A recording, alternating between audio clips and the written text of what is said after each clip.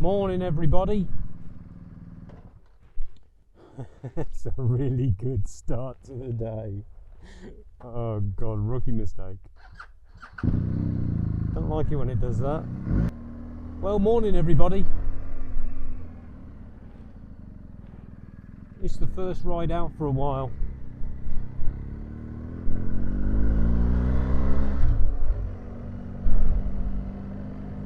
So the bike's been serviced, courtesy of the BMW dealership earlier in the week, who are opening back up again. And I just thought I would get on record the first ride out, getting used to the bike again. I have to say, it's probably the longest time that I have spent not riding a motorcycle in any way due to the lockdown. So I am socially distancing this morning, because at the time of recording this we've just come out of we've just gone to the first stage of releasing us from the lockdown, from the pandemic, and which basically means that you can now go out on your motorcycles and have a bit of a ride around. So I thought, well, why the hell not? Let's get out there. I did have some plans to meet with a friend, but it hasn't quite come off as yet, so let's get out and go and see what's going on in the world, and let's do our best to stick to the road legal limit, because after all, we don't want Mr. Plod having a conversation and giving me a nice fair warning, or even worse, a gift of paper to take home. Not a nice thing to do. So we're out and about. It is, I have to say, a bit of a windy day, but quite nice to be out and about with a bit of freedom as such. I plan to ride a lovely little route that I tend to do quite often, especially this time of year. It is normally surrounded by yellow fields, which I'm happy to say are still about. They've probably gone past their best, but they are still about, and that's what I want to do today.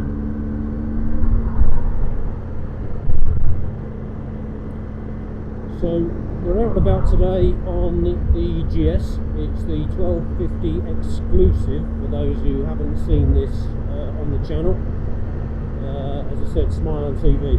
This was predominantly put together to document a trip across Australia, which I was supposed to be leaving the UK on the 28th of April to go and land in Sydney, jump on a DRZ 400E along with a couple of mates, and travel from east to west. However, the old virus decided to come and knock our plans to one side. But anyway, there are people with bigger problems out there, so we can't complain. So we're still here in the UK. The weather has been pretty kind to us. However, we have been having to stay at home, as I'm sure everybody on the planet is watching this will already know. I don't need to explain that to you. So it's about getting out here and getting familiar again with the bike and find out what it is these things do that go across. Obviously the bars, what this right hand thing does when you twist it, and what those whether the brakes work. Quite a few problems with my bike today. The old sat nav doesn't seem to want to come on. It comes on when you first turn the ignition on, but when you start up it decides that it's not happy. Maybe it's not got enough battery in it, although I have kept it charged in the house, who knows. So I got my first lorry, which is good considering the roads are supposed to be reasonably empty. It is a Saturday morning, the time of recording. I'm not going to be out for a massive long time, but I just thought I'd come out and give the cameras a bit of a stretch and play with the batteries and get the drone up and do all that kind of business. So let's see how we go. Maybe I should pull back from this lorry just a little bit so I can give myself some sight and see. Just check there is nothing It's just a tree in the way. That I just want to make sure there's nothing by that tree, and then I'm happy. Yeah, we're all good.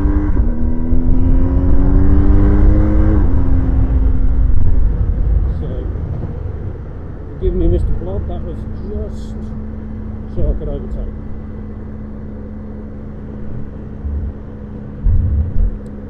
So the 1250 GSA, for those that are interested, is a more than capable bike. Now, before I rode this, or before I owned one of these, I had a lifetime, what seemed to be a lifetime, from 2012 up to about 2019, riding a Triumph Explorer through its various different generations. I had a 2012 version, and I always wanted to have a nice adventure bike, and I like the idea of Triumph because at the time I liked the idea that they were made in the UK, and I like the idea that it was a new bike that not many people had got, and it had got lots of bells and whistles, and it was very capable compared to the BMW 1200 at the time, which I had test ridden. I thought that the Tiger 1200, or rather the Tiger Explorer, had quite a lot to offer. So bought one of those. I have to say I had a little bit of an adventure with it in terms of the amount of times that it went back into the workshop, and also into the factory to have some work done on its engine and various different bits and pieces that needed doing. But you know, you can forgive that. It was its first generation, and they were its Triumph. And you know what Triumph are really good at, I have to say, is they are good at looking after their customers on warranty. Absolutely no problem at all, no issues, any problems with the bike at all, where there was any corrosion or anything they'd identified or anything I'd identified, they were well and truly back in there and sorting out that warranty. So I could not fault them at all, and would never have that against them. Because I'd had so many issues with that Triumph Explorer at the time, I decided that the warranty was running out end of year 3, and I liked the bike a lot, so I went and bought another one, 2015 model, exactly the same. I think it was the XC actually. I think I went to an XC. Came with a little bit of luggage and a few other bits and pieces that I didn't need, but never mind. And yeah, I had that one for a year, and only a year, because the Generation 2 came out. And I have to say, of all of the Triumph Explorers, the Generation 2 was probably the best one for me.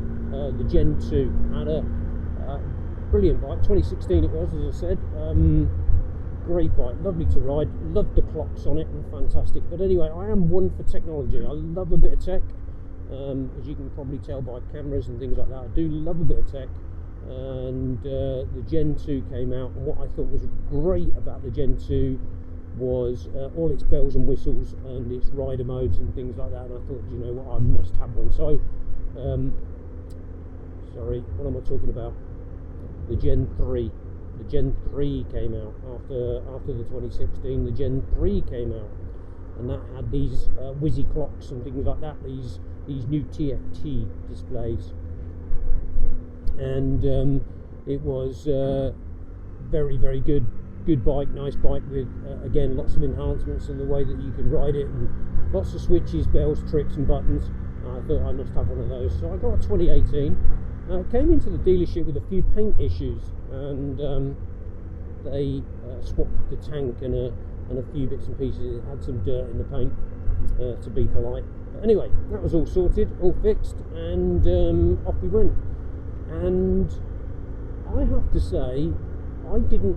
This is going to sound quite bad, really, but I didn't like the Gen 3 as much as I liked the Gen 2.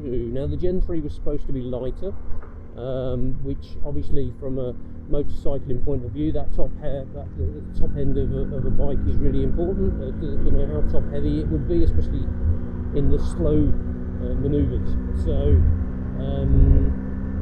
I kind of fell out of love with it, and one of the reasons I fell out of love with it is because it seemed to be pressurising. The tank was pressurising. There was lots of gurgling and things going on, and I have absolutely no idea. The only thing I assumed was whatever insulation there needed to be from the engine to the fuel tank was missing for whatever reason, and it used to get itself under a hell of a lot of pressure. I didn't find that out until I was just about to trade it in, when I took the fuel cap off to have a look in and just sort of like check the fuel levels, if you know what I mean, siphon a bit out, and it really blew me hand off with the pressure that was in it, and it took me absolutely ages to release the pressure. Anyway, I'm banging on. I'm riding and chatting, and if there's one thing that I can do, it's chat about nothing. So anyway, went out during that time, had a bit of a test ride of the 1250, which had just come out, and I would always thought that the 1200 was lacking a little bit of grunt. So when you gave it a little bit of fist on the right hand side, when you were pulling away or whatever, I felt that compared to the Triumph, it was a little bit flat. But the 1250 isn't, and the 1250 definitely 100% love it, because it feels like you're actually riding a push bike. It's very capable, it is very, very well balanced. I don't know whether the 1200 is just the same, but it just certainly didn't feel like it. Maybe I had a bias at the time when I was test riding the 1200 against the Triumph Explorer, that I wanted the Explorer to be the tool of choice. So, you know, hence the reason why I stuck with that at the time. So I'm not quite sure which way I'm going, or which way I want to go. Let's go through town and see what Northampton looks like. Get the right laneway might be a good idea. So there we go. So that's the history of why I am sitting on this 1250 GS exclusive with the tick everything, the TE model. No particular extras, nothing like that, nothing that I need. One thing that I think this bike is lacking, in fact, actually, let's get on to the review of this bike.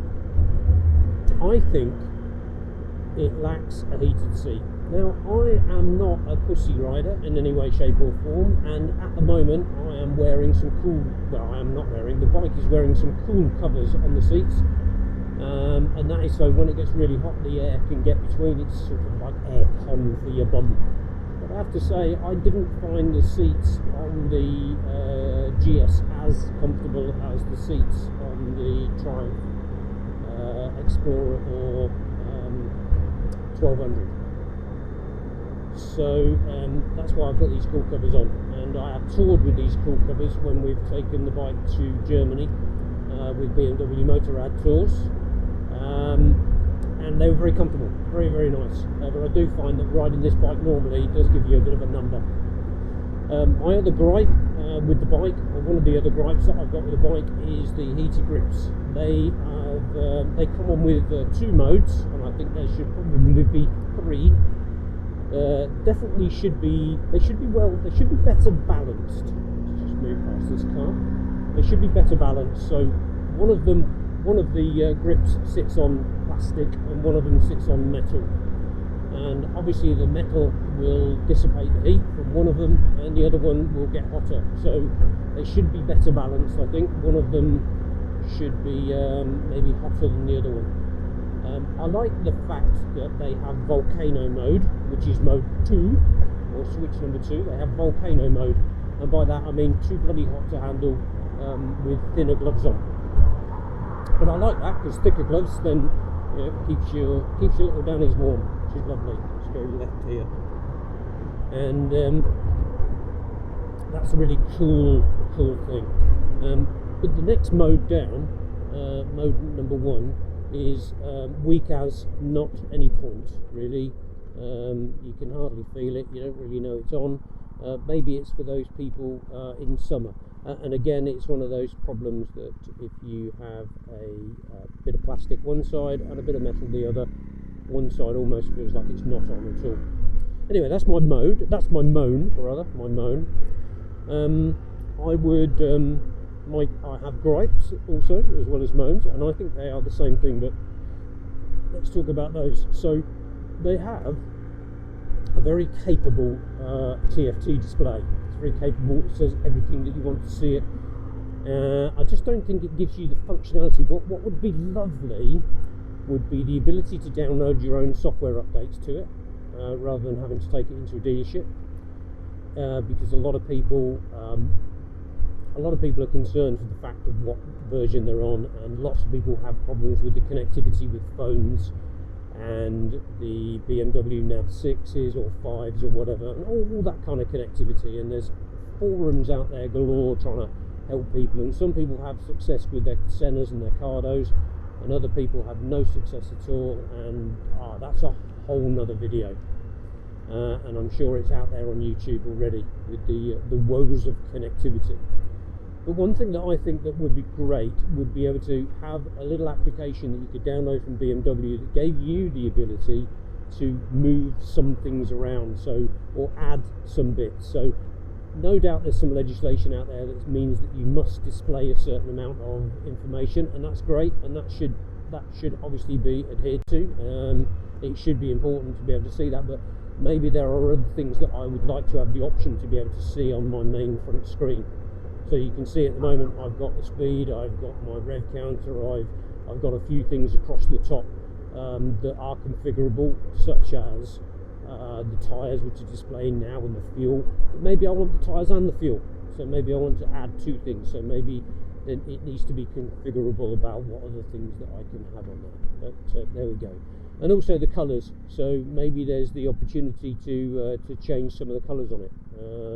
They may not suit me, they may not suit other people, they may be absolutely fine, who knows, but I have no option to change or have a play with that. So yes, oh how I moan. The mirrors I think are brilliant. I love the mirrors on them, I think they're fantastic. I wouldn't want to change them or need to change them. The handguards are great too. I have a little bit of extra bit here that you can see that I've added. They are my wish moment. By that I mean my son wanted me to have a little bit of a play on Wish, which is that all stuff from China, and I saw them and I thought, do you know what, I'll have a look. And they're not too bad. I don't know what they'd be like if they had an accident, or how they're supposed to break or anything like that. I'm sure they would produce nasty big shards of horrible plastic to kill me, but who knows. Anyway, they're on and they're okay and they're doing a job, so we'll leave them there for now, certainly until we decide whether we need anything or any others. Oh, how I waffle on, so apologies. So yeah, that's kind of it for now, until we get to have a bit of a walk around. What can I hear behind me, in front of me, somewhere? Oh, here comes an ambulance. Go on, son. I'd clap you, but I think I'd fall off my bike. Elite EMS.